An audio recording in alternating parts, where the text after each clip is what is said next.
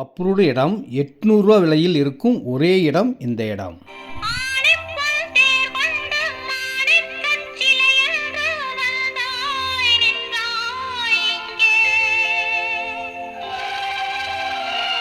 அனைவருக்கும் அன்பான வணக்கங்க. நான் தான் உங்கள் வீட்டு பிள்ளை பெஸ்ட்லேண்ட் சக்தி பேசுகிறேன்.